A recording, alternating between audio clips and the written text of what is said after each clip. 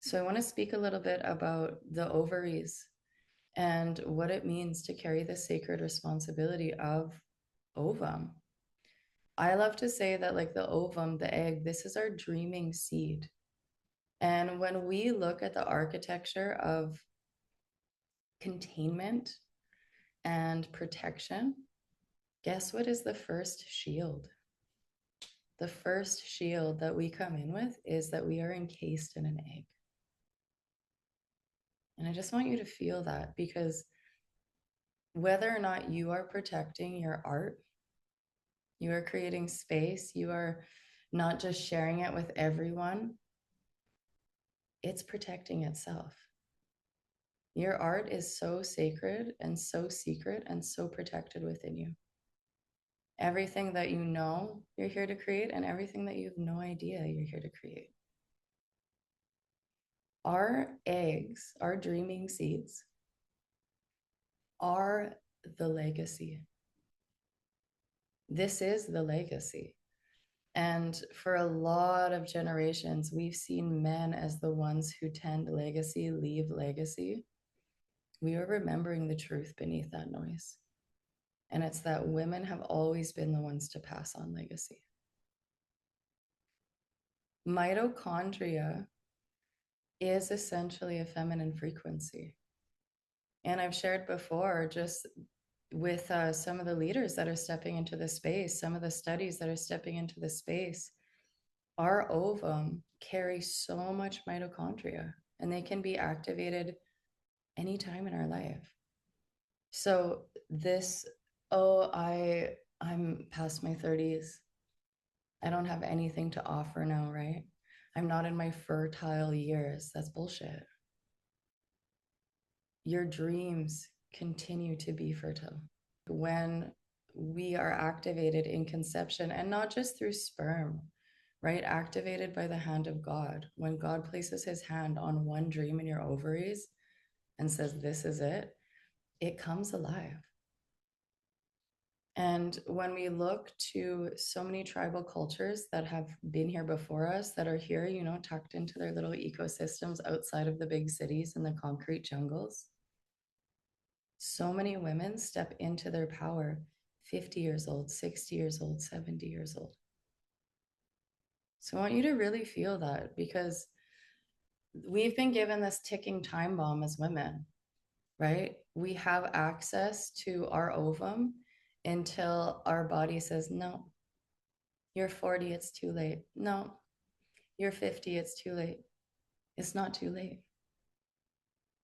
You know, not just in the sense of babies, but in the sense of being a creator being and leaving a legacy.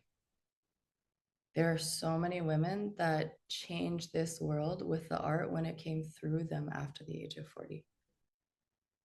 So I want to really place this stake in the ground that is a signpost that reminds you that we have immense amounts of time.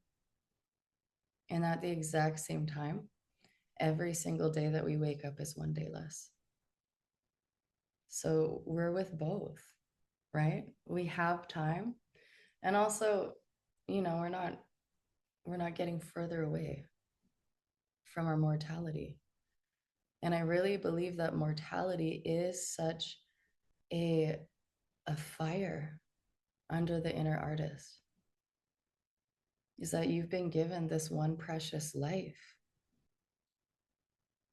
Do you want to lay on your deathbed and be like, oh, I'm so glad I scrolled for all those years? I'm so glad I compared myself to everyone else and stayed frozen and never created. I don't want that for any of us. How depressing is that? Fuck, nobody wants to go out knowing that that's what they spent their life doing. So anytime you feel, oh, I don't have time to touch in with this inner artist, to touch in with this childlike wonder, curiosity, and awe, I want you to think about you laying on your deathbed, because mortality wakes us the fuck up. We think, you know, like, oh, we're just going to biohack ourselves to be 300 years. Babes, is it a possibility? Yeah, I believe anything can happen. And we're not running away from death. Nobody misses that step. So it's so important for us to remember that who we are going to be laying on that deathbed, either completely alone, have not imprinted or impact the world or those that we love, or we are going to be sung home by those who have been impacted by our hearts, by those who have been impacted by our beauty, by those who have felt the creative spirit that is so sweetly feminine within us. Touch them. Can you imagine what this world would be like without art?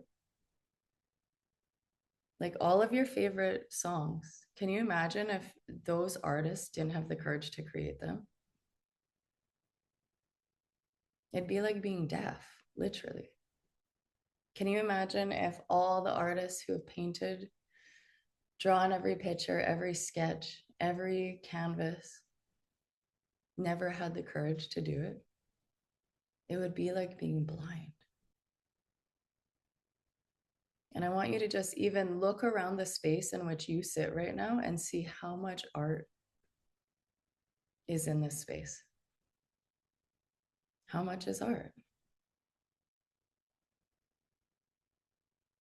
Someone created every shelf. Carpentry is art. Someone fashioned your house. Someone had a creative idea and designed something, and we are living in art. So right now we're moving through a renaissance. And I think as humans move through renaissance periods, do we know that we're moving through a renaissance or do we not? AI is here. 100, 300, 1,000 years in the future, there's going to be probably not textbooks because we'll probably be past that point, but they're going to be taught of the history of this renaissance, the renaissance of AI coming in. And the synthetic world starting to transform art. With the synthetic, there's also going to be an amplification of the organic art because we have to. Or we're all going to become robotic, and that's going to be another tear shed on the deathbed. Oh no, I turned into an AI loving robot instead of accepting my organic nature. We're part of a renaissance right now, whether you want to believe that or not. And what you prioritize right now, what you co-create right now, has the potential to ripple out forever. I had a woman share with me a few months ago. She's writing her first book. She was a client of mine. And she shared, it's wild writing something that could potentially outlive my great-grandchildren. And I want you to think about that. It's cool to hear like the stories about grandma and great-grandma and great-grandpa and all that. But could you imagine leaving something that one day your descendants, 2, 3 generations down the line, would pick up and it would change them and it would imprint them with something from the lineage line in a way that nothing else can? Your art has the potential to outlive your great-grandchildren. That's wild to think about. And we think we're so busy right now, and we are so busy. Life has never moved this fast before. Our cells have never been bombarded with this much data and information every single day. There's bills to pay. There's the financial world's changing, right? I'm sure we all feel that in our own way, that unknown that lies ahead. Are you willing to prioritize making art? Because I don't know anyone who's ever picked up a guitar and felt shittier after. I don't know anyone who's like taken time to write poetry or scribble in their journal and felt worse than when they began. I don't know anyone who's created something with their own 2 hands and been like, I'm so angry and frustrated that I did that. This is the medicine. And our ovaries are calling us back home. Fertility is under attack right now in a really big way. We know that.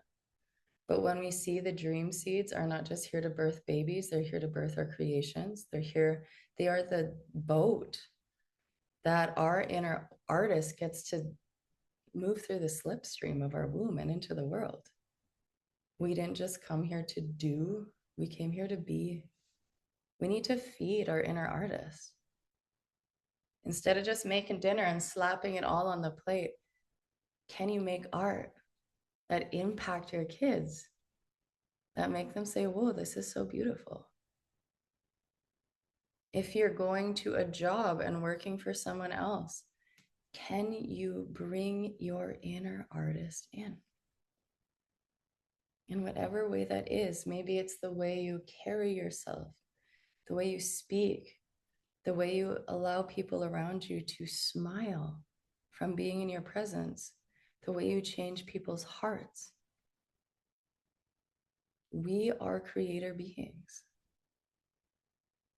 So this is really important for us to bring to the forefront, because it's gonna go extinct if we don't pick up this sacred responsibility in our hands, actually.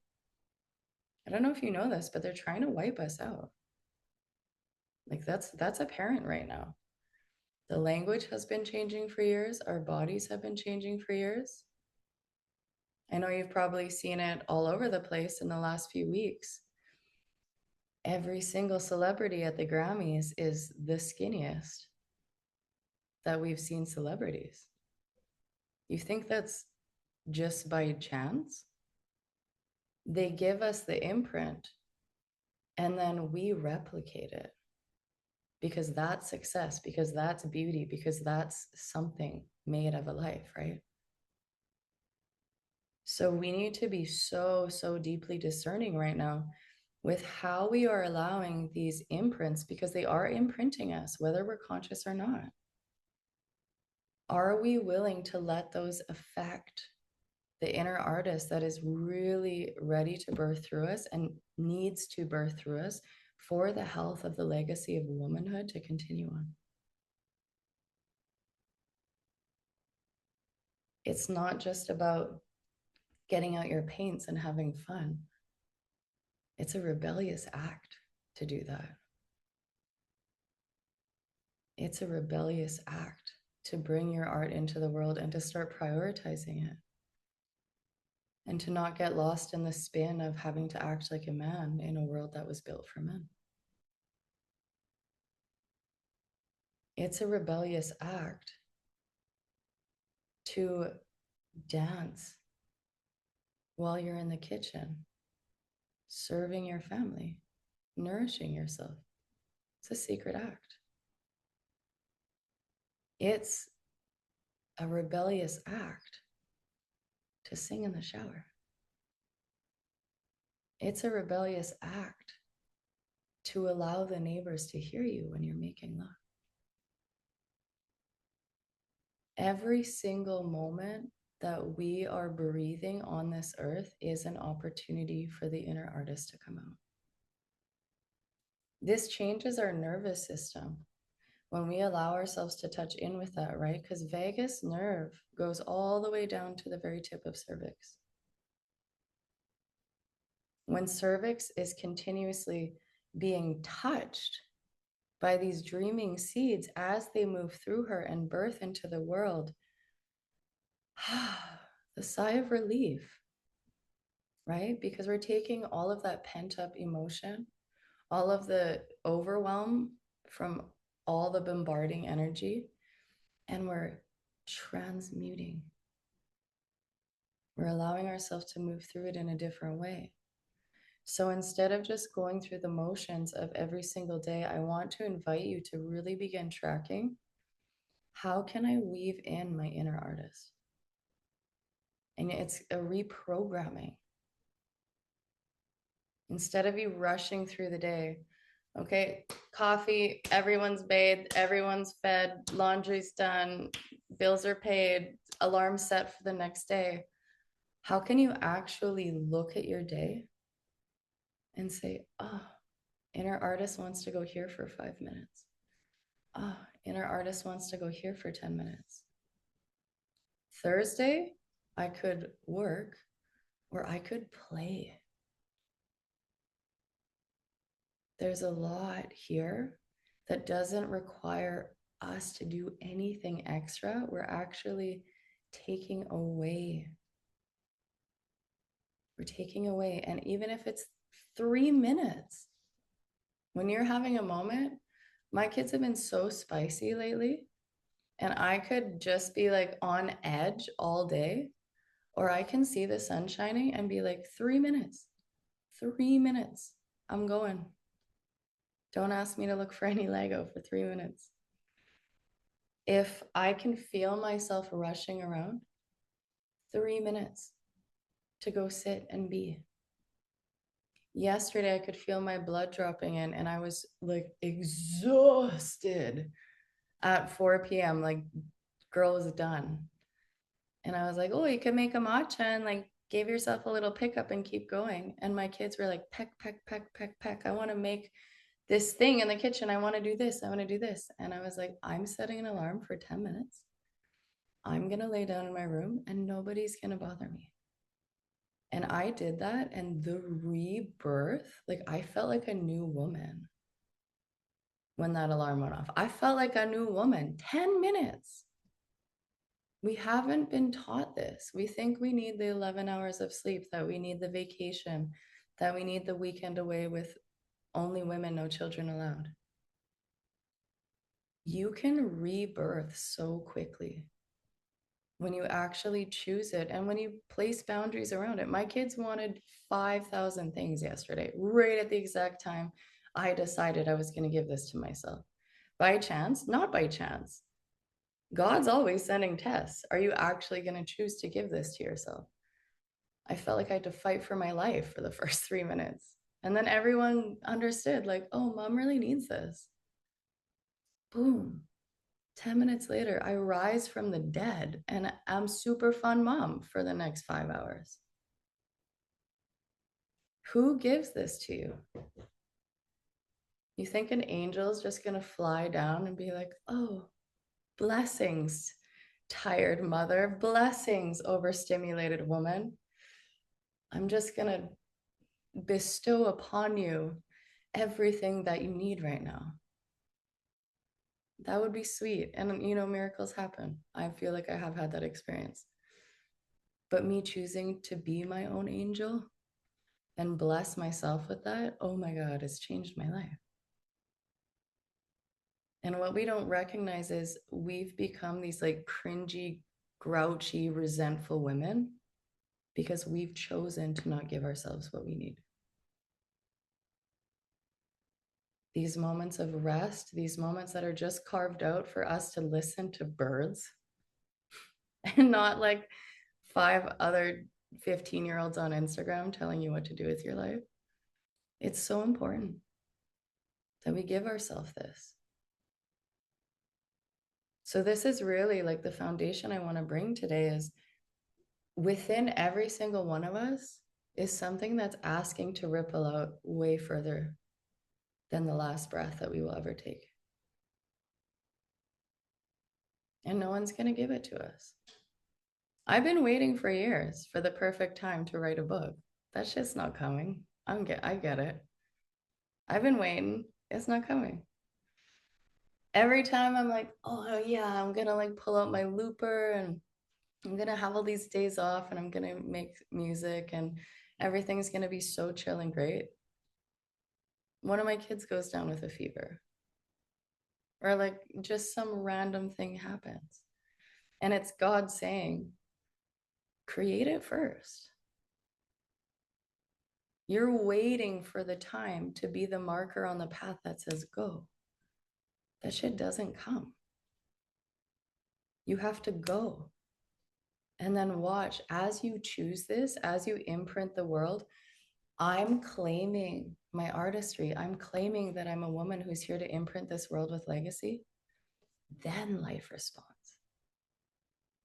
And I would say 99.99% of women are waiting for life to go first. This isn't how it works. I don't know why it's been designed like that. I didn't create it, but this is it. And by the looks of it, I think things are just going to get faster. You know, I've heard this theory that time is speeding up. And I don't know, it kind of feels in my body like that's true, right? So for every single one of us, I want to place the mortality in the picture. You don't get out of here alive. And what you leave behind is your story. Yeah. What you leave behind is your story.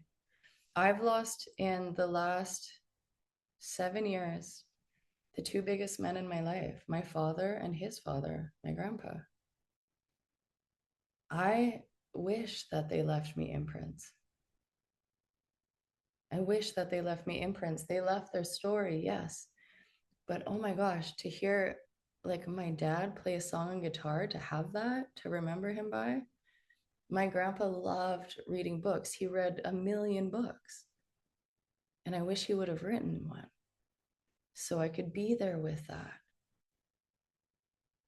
The only thing now that continues on their legacy is me sharing my memories of them. And at some point, that's going to leave the lineage line, right? We know that.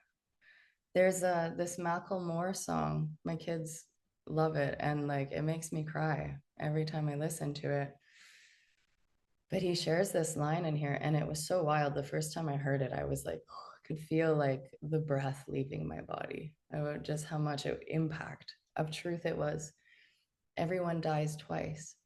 Once when you take your very last breath, and once when someone says your name for the very last time. And I want you to really feel that,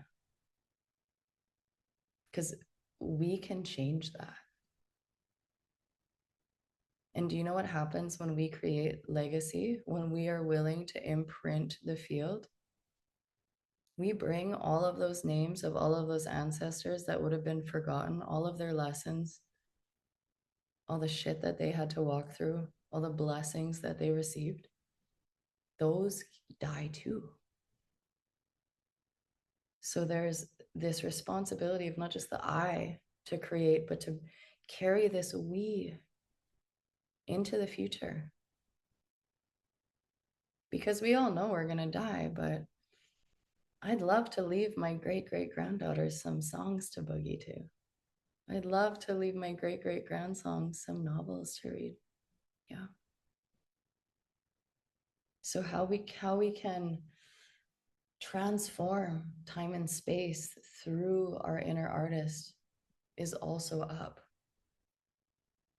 It feels good. It brings us aliveness. It brings us joy. And that joy literally can ripple out so many generations if it's tended well.